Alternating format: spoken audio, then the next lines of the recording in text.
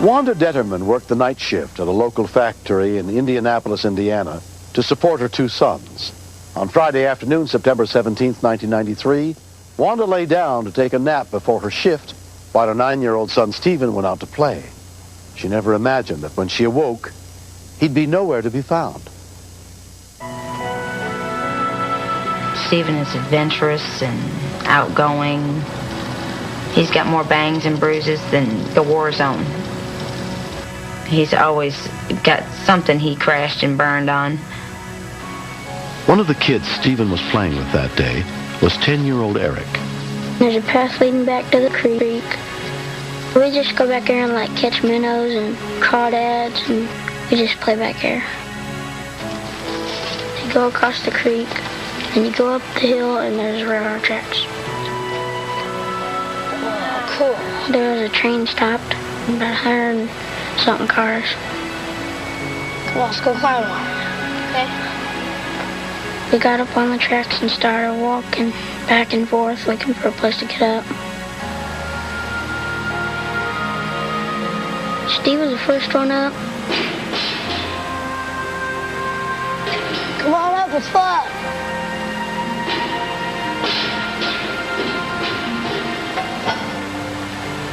Climbed up because it was just something that we could do and knew. I thought it'd just be fun to go up there and look around and see if we can find anything.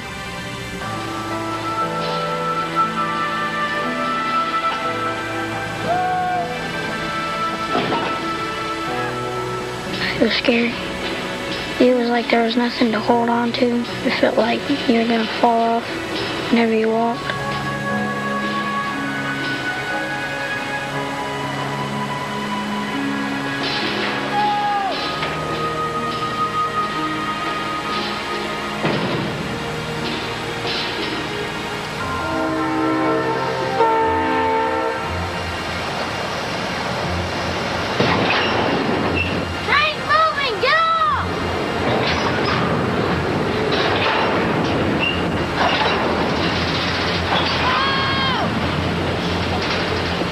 I was just like scared. Get down, that's all going through my mind.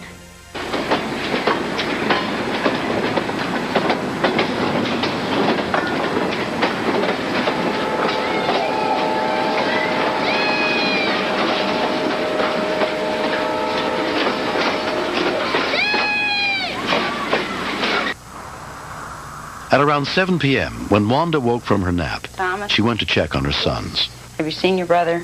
No, I seen him. Thomas was there, and Stephen wasn't in yet. Has he been home to eat? Nope, he ate after school. And it was like, something's not right. There was nothing else that I can really put my finger on. I just remember that feeling of panic. Well, Stephen has been home in a couple hours, and we don't know what's going on. I got on the phone and called a few of his friends. Okay, not since 6:30. All right. It's going on 8 o'clock, and I knew he would be hungry. I mean, he's always there to eat. Wanda and her older son Thomas drove to all the places they thought Stephen might be. And we stopped at everybody in our neighborhood's house that he plays at. We went to Jeremy's. And we went to Eric's. Hi. Hi, Eric. Have you seen my brother? The last time I seen him, he was with Timmy. Or do you know where they went? Okay, bye. I was just afraid to tell anybody. Because I didn't want to have to go to jail or something for criminal trespassing. I was hoping he got off and he was walking around somewhere trying to find his way home.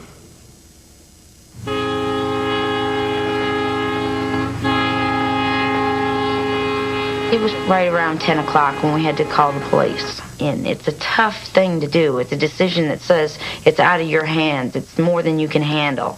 And that's not an easy decision to make with your own kid. It's like, I can't find him.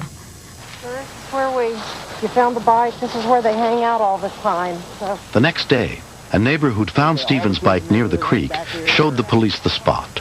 The neighbors had told me that the night before, right around 7, there was a train stopped. And so, I'm thinking, bike was by the tracks. He might have got on the train. It started up, took off. The railroads made a very extensive search for Stephen. But it's not uncommon for trains to be broken apart and sent into many different directions.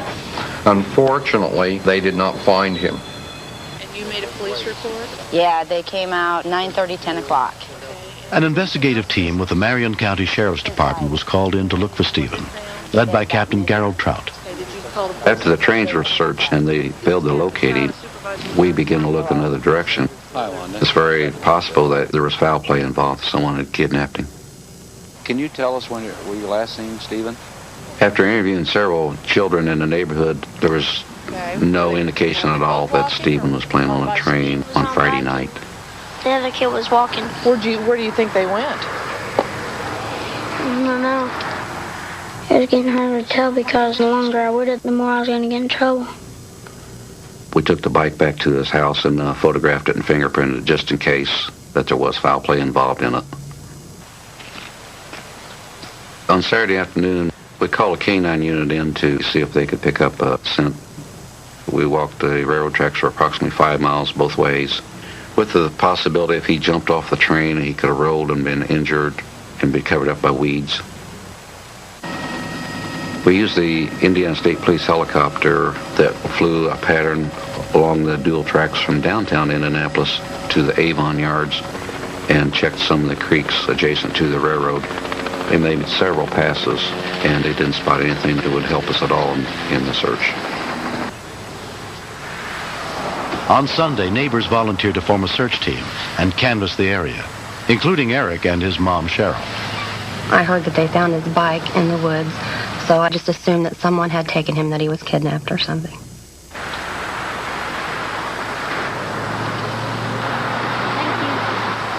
I was like thinking it was stupid passing out the flyers because I knew where he was, and I was about to say, Mom, this ain't no good. He's on the train. I just felt real bad. I lay down on the couch. My stomach was hurting. I just kept thinking, oh, he's in the dark by himself. He ain't got nobody to talk to. I just laid on that couch and didn't get up. Wish I would have told.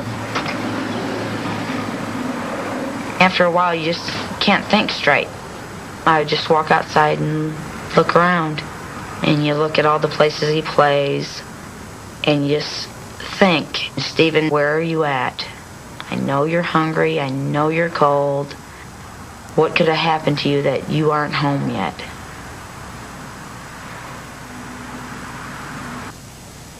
By Monday morning, 3 days after Stephen's disappearance, 4 boxcars from the original train were 60 miles away, about to be filled with grain. We're talking about tons of grain falling down the chute, loading cars very, very quickly. And it's a very mechanized type process. So there's very little human involvement. Just in 1992 alone, 533 individuals lost their lives playing along railroad tracks or in railroad yards. It's a very dangerous situation.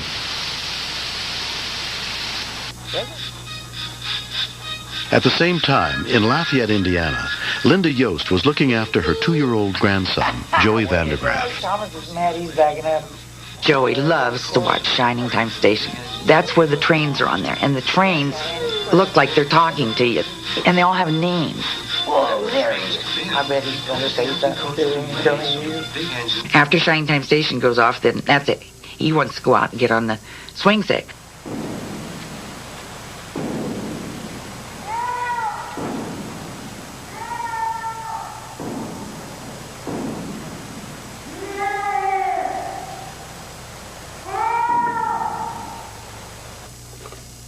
I was picking stuff up, and I looked up, and there he was, all right back in there, hollering at me, Grandma, Grandma.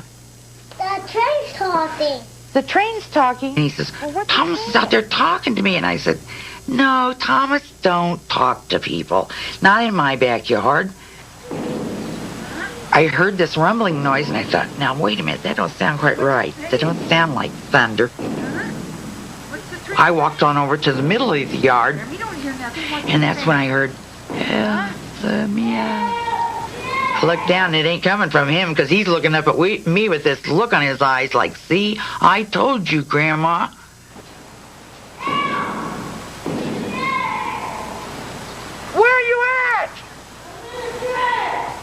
You're in the train! I thought, whoa, how am I going to call the sheriff? How am I going to call the police? Ooh, I don't know their number. And I don't have my glasses on.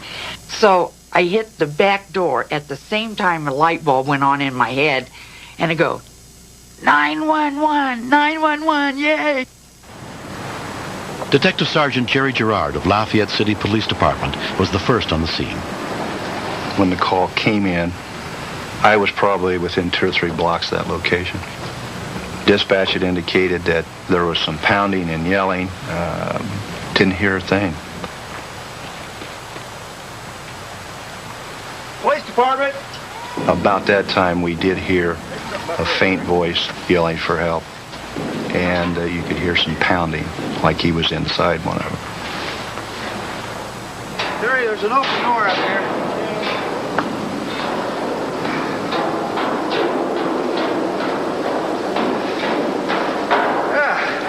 Yeah, he's in here, Terry. Okay. Hey, how'd you get in there? I fell. Yeah. He seemed to be in good spirits, and he was coherent. He wants out. What's your last name, Steven? Boston. We were fairly sure that that was the boy who was missing from Indianapolis. I radioed to one of the other officers down on the ground to call headquarters and get a hold of Marion County immediately, because I'm sure his mother was quite upset. Steven, this letter in here, okay? Go slow. It was cold, dark. I just laid there. Stay on the ladder until you get out, okay? Don't try to... I might have passed out. We got you. You're all right. Good job. And then I was relieved that someone found me. I didn't think I was ever going to get out of there.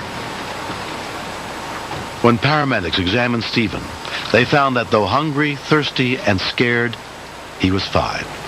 And when I asked Stephen, did you think Mom had forgotten about you? No, Mom. Hi there. What's your name? At least he knew I was thinking about him and that I was trying to do everything I could. He'd been trapped for 3 days inside of it. You probably saved his life. 3 days? Yeah. Well, it wasn't me. I didn't hear him. My grandson heard him. If he hadn't went out there by himself, I have to wonder, would he have still heard it?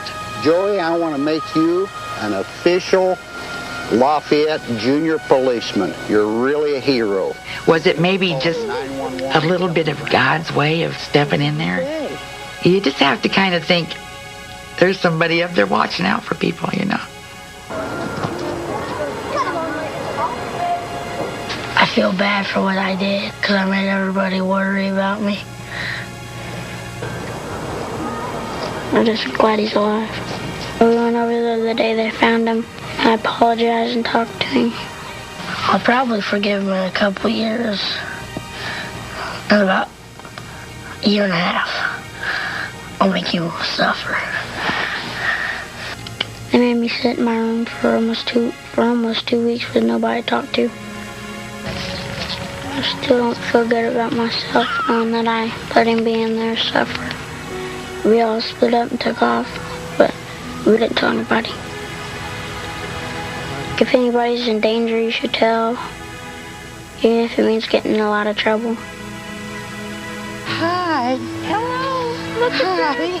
I was amazed that a child of that age could communicate well enough that someone actually believed him and went out and investigated it.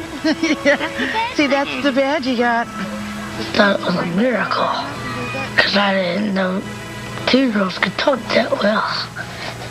I didn't know they could hear that good. Thanks for looking for me. Thanks for worrying about me. And I'm never going to climb on a boxcar again in a million years.